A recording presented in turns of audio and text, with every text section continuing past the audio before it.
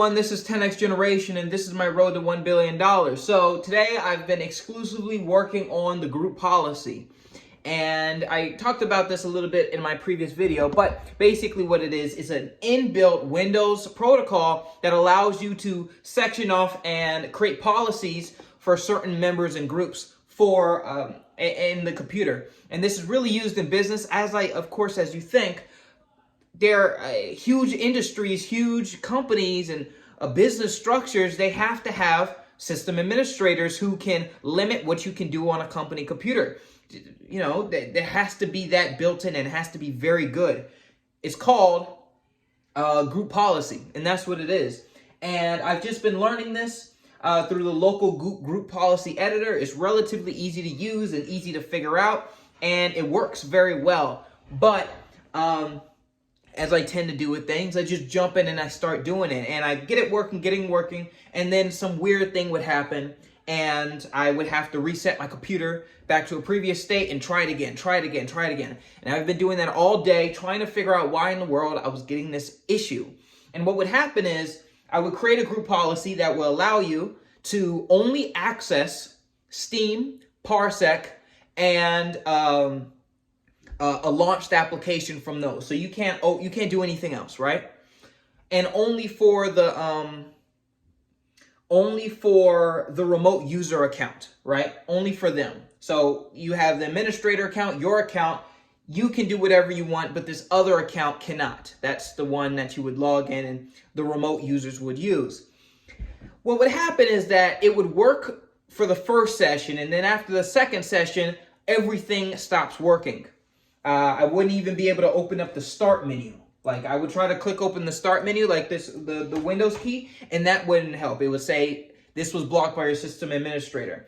And I would try to open up Wi-Fi settings. It would block that out. And it was really weird and strange, and I kept having to, revert back to my computer and doing it over and over and over again. And, things happen. Frustrations happen. And I'm learning new things, so this was weird. Because I'm like, there's no way this is that janky. Like, I can maybe understand the family app being a little janky because they're not making any money off of it, really, and who uses that? But this is something that has to be extremely well implemented. And I was really wondering why, and I figured it out. It was just because I did not implement a default rule for the packaged app rules. So that's not really, once I make the tutorial, all this will make more sense, but you have to put in a default rule inside of the package rule app rules, and that will make the rules for the executables work. So that's cool. So boom, just like that, I can make it so that you can only run those two applications in whatever game you agreed upon, and you can easily turn it on, turn it off, do whatever you need, and you can create audits and stuff, so you can actually see a log of everything that's happening on this computer.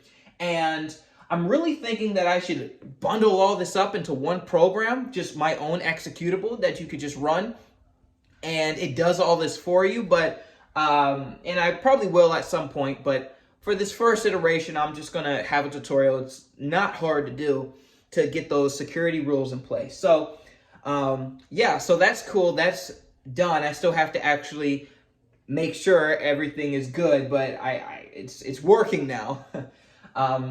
So that's encouraging. And the second thing I have to do is, of course, block out things like being able to change the network settings, being able to change the background, and making it so that it's user specific. Because right now, the only way I know how to do it is through administrative templates. And you can change that, but it's a user-wide thing. So anyone who's characterized as a user will have these settings. Actually, now that I'm thinking about it, you could just, now that I'm thinking about it, you could just create a group, and then that inside of that group, actually, I don't know. But there's definitely a way to do it, and we're going to get it done. So that's super duper cool. Super duper. And yeah, I have but I'm learning so much about the Windows operating system. I was even really frustrated, and I was like, man, this junk is whack, but it's actually really cool and really robust, and I can see why it's one of the most popular. It's really cool, and learning about all the different functions and stuff that this computer can do. And I could even make it like export my my rules list, my policies, to just an XML, and just make it so that you can upload the XML and that will be your policy. So I could even do that. So just make the tutorial a minute long.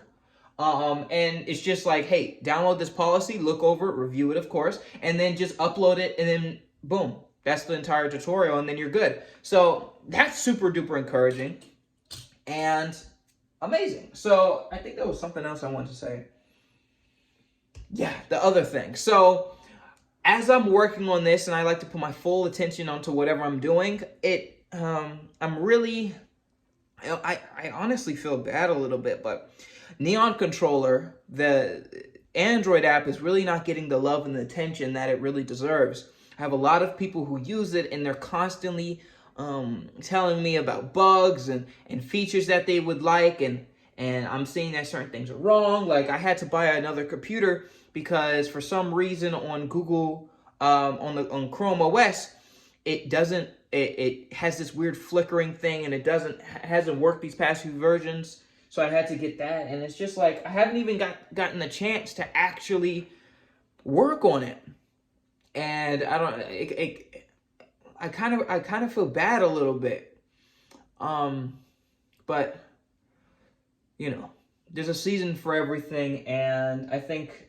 this is something that needs the most attention right now, because Neon Controller, it works. It doesn't work perfectly, but it does work. And any additional feature, of course, is additional. This is my new baby. This is the newborn. This is the one that needs the most attention right now in order for it to grow in the future.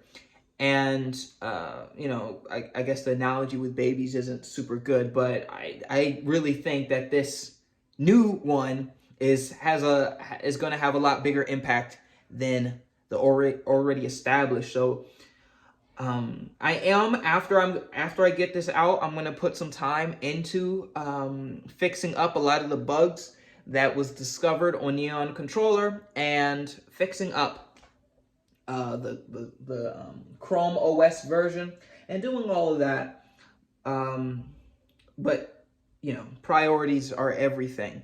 Priorities is everything. It's one of those.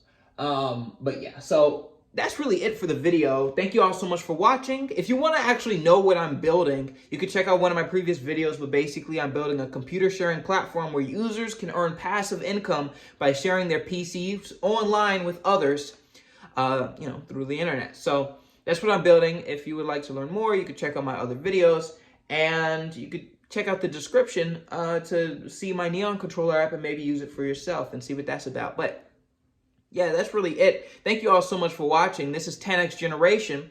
If you liked, please like, comment, and subscribe. And I'll see you guys tomorrow, because I make these videos every single day.